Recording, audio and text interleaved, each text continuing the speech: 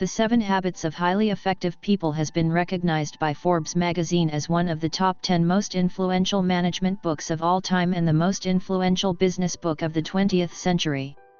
It has been on the Amazon list for over 25 years. The author, Stephen Covey, has been selected as one of the 25 people who have influenced the course of American history, and has been honored by Time magazine as a mentor of human potential, and as one of the advisors to former U.S. President Bill Clinton. This book, like its title, focuses on explaining the 7 habits of highly effective people or successful people. He believes that as long as you have these 7 habits and put them into action, you can also become a successful person. Human character is basically composed of habits. The saying goes, thought determines action, action determines habit, habit determines character, character determines fate. Habits have a great impact on our lives. Because it is consistent, unknowingly, over the years, affecting our character, exposing our nature, and determining our success or failure. The book, through some detailed vivid stories to gradually into their own point of view, it covers not only some of the big truths and life aspects of things. More valuable is that it also explores some specific to the family, education, and get along with people and other things. These 7 habits are an integral whole: the attitude of proactivity, the vision of starting with the end in mind, the grasp of priorities first, the interdependence of win-win thinking, and the ability of mutual reliance. The mutual reliance of win-win mentality, the communication of knowing one's enemy and understanding one's enemy, the cooperation of integrated efficiency, and the creation of continuous renewal are complementary to each other, no matter whether it is for the leadership or the staff to develop a good attitude. It is very important for both leaders and employees to develop good habits, which can even determine a person's success or failure. Here are 7 habits that are discussed in the book. 1. Be proactive. Be proactive means to take the initiative, to take responsibility for one's past, present and future behavior, and to make decisions based on principles and values rather than emotions or external circumstances. Proactive people are catalysts for change. They abandon the role of passive victims, do not blame others, and utilize the 4 unique human talents: awareness, conscience, imagination, and self-determination, while creating change from the inside out, facing everything positively. They chose to create their own lives, which is the most fundamental decision anyone can make. If you don't move forward, who will push you? Therefore, being proactive is the principle of realizing one's vision. Being proactive is the first habit mentioned in the book. One has to take responsibility for one's own life, create favorable opportunities for oneself, and be a person who is truly in charge. One of the most important words in the book is freedom of choice, and the individual must take responsibility for the consequences of his or her choices.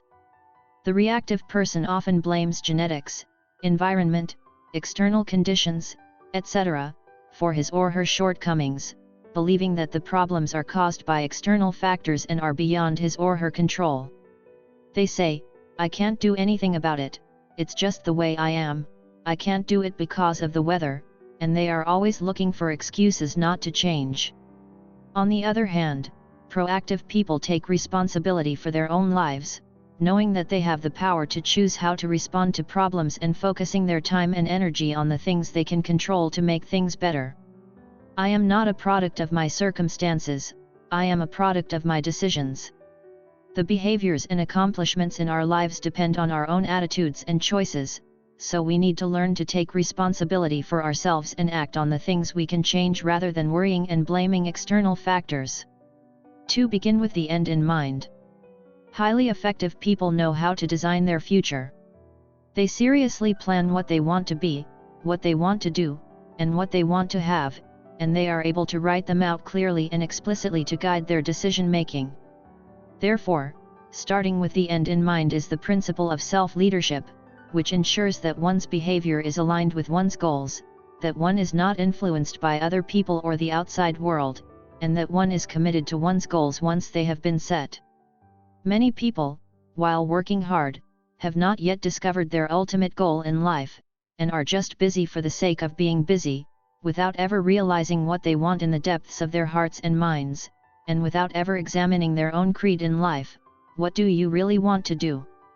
What is the most important thing in your life? What is the center of your life?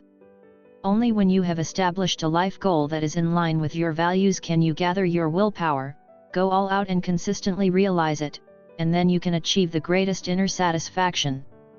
All things are created twice, first in the mind and then in reality. Individuals, families, teams, and organizations begin any project by developing a vision and goals from which to shape the future, focusing on the principles, values, relationships, and goals that are most important to them.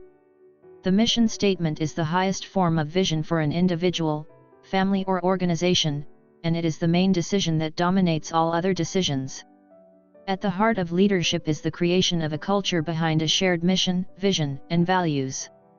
Goals can be set, but to start with the end in mind means to aim at the result, because the goal may not be obtained, but the result is what one must get. So how do you want your result to be? To stimulate yourself with this, to mobilize your own initiative and positivity. This is a good habit, a high-performance habit. Imagine what kind of person you want to be in the future.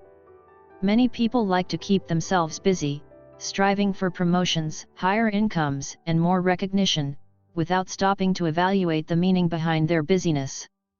As the author says, it's incredibly easy to get caught up in an activity trap, in the busyness of life, to work harder and harder at climbing the ladder of success only to discover that it's leaning against the wrong wall. Do achievements really matter to you? There are two stages of creation in all things, first in the mind's eye and then in the real world. You need to identify what you want to achieve and establish personal, ethical, and moral standards and values before you can realize yourself. If you don't think seriously about the life you want to live, you're giving others and circumstances the power to shape it. To start with the end in mind means that everything we do must start with a clear goal in order to move in the right direction. 3. Put first things first. Put first things first is the actual creation, the organization, and practice of dreams, your goals, visions, values, and priorities. The second most important thing doesn't have to come first, and the most important thing can't come second. Regardless of the urgency, everyone's most important thing is different, because most important thing is determined by mission and values. Because important things are determined by mission and values, important things are determined by people, and the importance of things is greater than time, so whether it is urgent or not is a matter of time management, and the completion of important things is a continuation of beginning with the end in mind. Effective people will use a small amount of time to deal with urgent matters. They will focus on important but not urgent matters, to maintain the balance of effectiveness and efficiency. Effective management is focused management that puts the most important things first. After the leader decides what the priorities are, he or she takes control of the priorities and always puts them first, so as not to be swayed by feelings, emotions, or impulses. Moving toward your goals efficiently requires prioritizing what's important rather than what's urgent, and acting on your values rather than your desires. Take a look at the time management matrix below, where our activities are categorized according to urgency and importance. If you focus on Q1 to manage crises and problems, they'll only get bigger and bigger, leading to stress and burnout. Q3 is something that seems urgent, but its urgency is based on other people's priorities and expectations. Spending most of your time on these things can make you feel out of control and bring superficiality to your relationships. People who focus on Q4 lead irresponsible lives and are very dependent on others. Q2 is the core of personal management, which includes things like important goals, planning and prevention, relationship building, and learning. We know these are things that need to be done, but we seldom address them because they are not urgent. In fact, effective people have very few very important and urgent things to do, and they focus on the important but not urgent things to get to the root of the problem and prevent the crisis from happening in the first place. The key is not to prioritize what's on your schedule, but to schedule your priorities. The key is not to prioritize what's on your schedule, but to schedule your priorities. Learn to say no to unimportant activities in order to focus your time on Q2. 4. Think win-win. Think win-win is a framework and mindset based on mutual respect and seeking reciprocity in order to maximize opportunities, wealth, and resources. It is not an adversarial competition of insufficiency. Win-win is neither a win-win situation, win-lose, nor a win-lose situation, win-lose.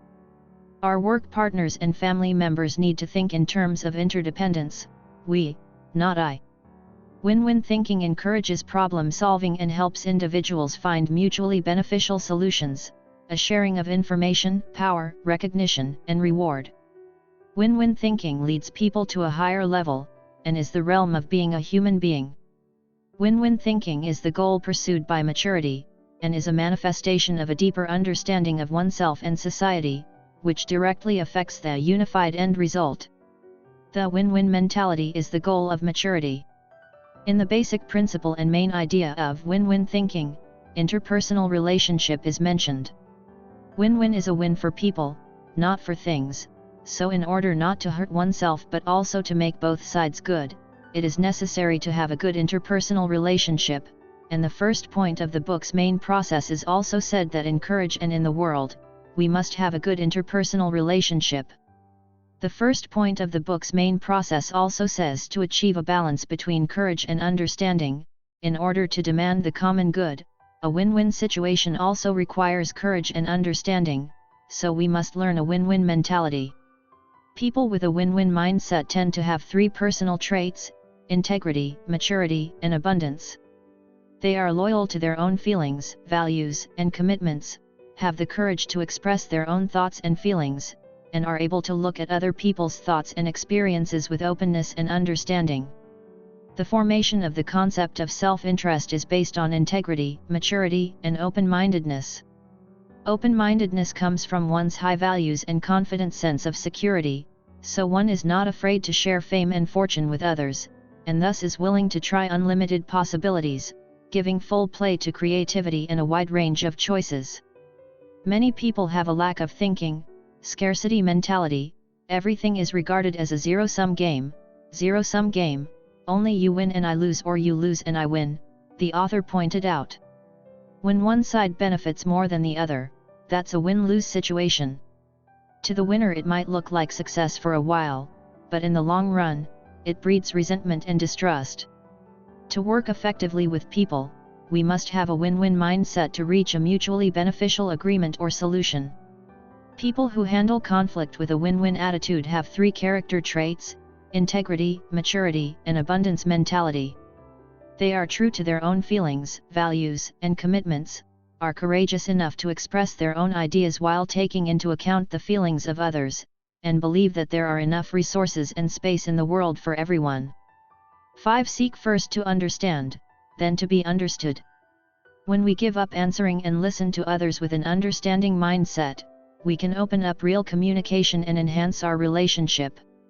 When the other person is understood, they will feel respected and recognized, and then they will be able to remove their defenses and talk openly, and their understanding of each other will be more fluid and natural. Knowing your enemy requires kindness, and understanding yourself requires courage. Balancing the two will greatly enhance the efficiency of communication. On the basis of win-win thinking, people will listen patiently, and only then will there be cooperation. If there is no win-win thinking, there is no way to talk about understanding the other party and liberating oneself. Often, I do not listen to what others say, so I simply do not understand the intentions of the other party, and I just think that I am right, so it is impossible to collaborate. Knowing one's enemy and understanding oneself requires initiative, and it is ineffective to do so unilaterally. Therefore, those who understand this habit must show their sincerity, for after all, most people are still using the concepts of the past to deal with problems. We need to develop the habit of putting ourselves in the shoes of others. If you want to be understood, you must first understand the other person. Everyone wants to be understood and is eager to express themselves, but they often fail to listen. As we all know, effective listening can not only obtain a wide range of accurate information, but also help the accumulation of mutual feelings. When we cultivate to be able to grasp their own, to maintain a calm state of mind, to resist external interference and a wide range of opinions, our interpersonal relationships are also on a stage. In conversation, most people listen in order to answer, not to understand. You may be listening while preparing in your mind what to say and what to ask, or selectively listening to certain parts of the conversation, and end up missing what the other person is trying to say. You've already made your suggestions before you really understood the other person's problem. We need to understand the other person's point of view through empathic listening before we can make effective suggestions or communicate effectively. When we are able to understand the needs of others and express our ideas clearly, we can not only increase the credibility of our ideas, but also make the other party feel your sincerity and create an atmosphere of care and positive problem solving, which will help both parties to build a better relationship. 6. Synergize. Synergize is about creating a third option, not my way, not your way, but a third way that is far better than personal opinion. It is the result of mutual respect, not only understanding each other, but even appreciating each other's differences, each other's solutions to problems and opportunities. Individual strengths are the foundation of team and family synergy, making the whole more effective than two. Integration is the most powerful way to deal with obstacles to growth and change. Enablers are usually positive, rational, conscious, and cost-effective. In contrast, resistance is negative, illogical, emotional, and unconscious. Failure to remove resistance is tantamount to applying force to a spring, and the result will be a rebound. If you integrate win-win thinking, transpersonal communication, and the principle of synergy, you can not only resolve resistance, but even turn it into an enabler, and synergy is the principle of creative cooperation. The power of brainstorming is immense, and only when everyone is open to differences and respects them with an accepting mindset can we all work together. Every group has different ideas and desires, and when you learn to think win-win and understand others, you can create synergy and explore new possibilities together. Synergy is not the same as compromise. In a compromise, 1 + 1 = 1.5 at best. The essence of synergy is to respect the differences between people, to broaden their horizons and look for their strengths, and to encourage them to be open and honest with each other. At the same time, the power of brainstorming can inspire us to create new solutions that are better than anyone could have come up with on their own, and 1 + 1 can equal 3, 6, or 60. 7. Sharpen the saw. Sharpen the saw talks about constantly renewing yourself in the 4 basic areas of life: physical, social, emotional, mental, and spiritual. This habit enhances the implementation of the other 6 habits. For the organization, the habit provides vision, renewal, and continuous improvement, keeping the organization from becoming old and tired and moving toward new avenues of growth. For the family, the habit escalates the effectiveness of the family through regular personal and family activities, such as establishing traditions that will make the family change from day to day. We must know how to hone ourselves. Life and work depend on oneself, and therefore oneself is the most valuable asset. Work itself does not bring financial security, but the ability to think, learn, create, and adapt is what makes you invincible. The ability to create wealth is the real wealth. The fundamental purpose of reading is to learn from the experience of the past and others, in order to grasp more useful knowledge and skills. Only by applying what we learn from books to practice can we truly achieve the purpose of reading. In my future work, I will make continuous efforts and explorations, and through the cultivation of these 7 habits, I believe that I can make continuous progress and gradually grow into a truly high-performance person. A man was struggling to saw a pile of wood, and as new wood came in before the old one was finished, more and more wood was accumulated, so he had to extend his working hours again and again. A kind person reminded him, "The saw is dull, so its efficiency is poor. If you sharpen the saw, you can finish the work faster." He replied, "How can I have time to sharpen the saw when I am so busy with work?" The kind man asked, "When will you have time to sharpen your saw?" He replied, "When I finish sawing this pile of wood." In fact, this happens all the time. Many people are too busy seeing to the heavy workload in front of them that they lose sight of the fundamental issues, thus delaying the achievement of their goals. We must never become too busy sawing to take time to sharpen the saw. If the man takes time to sharpen the saw, he can finish the wood more efficiently. In order to consistently practice and enhance the above 6 habits, we must continually hone ourselves in the 4 areas of physical, spiritual, mental, and socio-emotional well-being. First of all, we should maintain a balanced diet and a regular work schedule, and exercise regularly to enhance our personal endurance, flexibility, and strength. Spiritually, we can practice meditation, get in touch with nature, or enjoy art and music to connect with our inner values.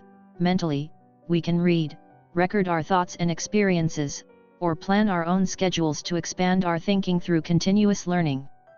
Finally, we can build meaningful relationships with people by genuinely understanding and helping them. Renewal is the principle and the process that empowers us to move on an upward spiral of growth and change, of continuous improvement. Renewal is the principle and the process that empowers us to move on an upward spiral of growth and change, of continuous improvement. Remember to constantly renew yourself so that you are capable of meeting greater challenges. Character is essentially the result of your habits, as the saying goes, thoughts determine actions, actions determine habits, and habits determine character. As the saying goes, thought determines action, action determines habit, habit determines character, and character determines destiny. Habit is something that has a great impact on our lives. In the past, most of us have accumulated habits without realizing it, which then affects our character. So it's easy for our successes and failures to be influenced by habits we don't realize. Habits are like gravity, they have a force that exists, but many people don't pay attention to them. For example, to cure procrastination, lack of patience. For example, to cure bad habits such as procrastination, lack of patience, nitpicking, or selfishness, it is not enough to make a few changes with a little bit of perseverance. It's not enough to make some changes. It takes a lot of effort to get something to fly off the gravity of the earth. Once it is free from gravity, it will take a great deal of effort. Once it is free of gravity, it enters a whole new world. This book defines habit as the result of the intertwining of knowledge, skill, and will. Knowledge is the theoretical realm that tells you what to do and why to do it. Skill tells us how to do it, and willingness motivates us to have the desire to do it. You can't develop a habit without all 3. If my relationship with a coworker, spouse, or child is cold because I'm all talk and no listen, I may not even know I need to listen unless I can find the right principles for my relationship, and even then I may not know how to really listen. In the end, you know what you need to do, and you know how to do it, but it's not enough, you have to want to listen to other people. Therefore, the development of habits requires efforts in these 3 areas. The 7 habits are not just scattered psychological rules. These habits are completely consistent with a person's growth pattern, from dependence to independence to mutual help. When we are young, we are completely dependent on other people and need their guidance, otherwise you might just be able to survive in the world for a few days. Over time, we become physically, intellectually, emotionally, and financially independent, until one day we can take care of ourselves. As we grow, we realize that you and others are in a mutually supportive relationship, and then we move on to a process of continuous improvement. Let's take a look at the difference between the habits of high performers and low performers. Habit 1. Proactive. They will keep trying different things. They know that they have to be responsible for their own choices, and the choices they make are always based on their own principles and values rather than on their emotions or the limitations of the surrounding conditions. Low performers are passive, they are unwilling to take responsibility for their own choices, and they always feel that they are victims, dragged down by their environment, their past, or by other people. They cannot be the masters of their lives. Habit 2. Begin with the end in mind. Set goals before you act on them. Whether they are individuals, families, teams, or at work, they design their future first and then make up their minds to accomplish it. Ineffective people don't set goals and act on them, they lack a personal vision, and they live their lives according to the prevailing moral values of society. Habit 3. Prioritizing. The low performer will prioritize all things in order of importance. Low performers prioritize the unimportant things first, and they keep doing things that don't matter or that don't matter. Habit 4. Win-win thinking. They seek a mutually beneficial and respectful approach in every endeavor because they act on us, not on me. Low performers have a win or lose habit. They have a zero-sum game mentality, either they win or they lose. There is always only one winner. Habit 5.